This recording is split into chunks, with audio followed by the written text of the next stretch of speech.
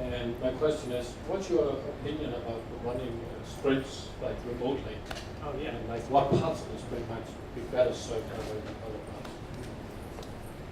Yeah, this is tough. So I actually, in the book, I said try not to run remote design sprints. But subsequently, I actually had to run some myself, and so I wrote a post about this. So if you were to look up on Google or in the search engine of your choice, how to run remote design sprints without going crazy, just remote design sprints, it'll probably come up.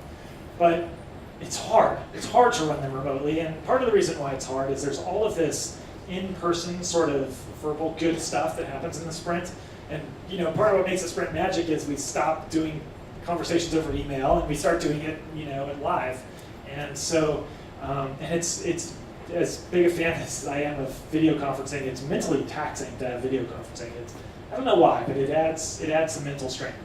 So I think that one of the keys is to, as often as possible, the sprint alternates between doing activities together and then doing things quietly alone. And so as much as possible, look through the checklist and think about how many of those alone activities you can just do offline. So we're going to shut things off and then we'll dial back in for when we need to share. Think about if there are parts of the sprint that you can delegate out. So it probably doesn't make sense to have all the prototyping happen live on video. Maybe you can sort of divide up and say this person does that. Maybe you can come into the sprint with a proposed long-term goal, a proposed rough draft of a map. Some of those things can help with the really conversation-heavy pieces.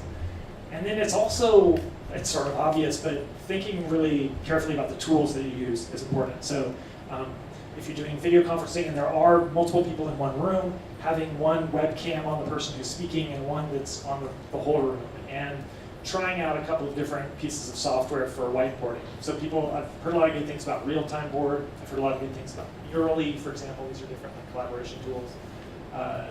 Anyway, it's hard. I don't have a perfect, I'm kind of waiting for somebody, not me, to come up with a perfect recipe for how to do it.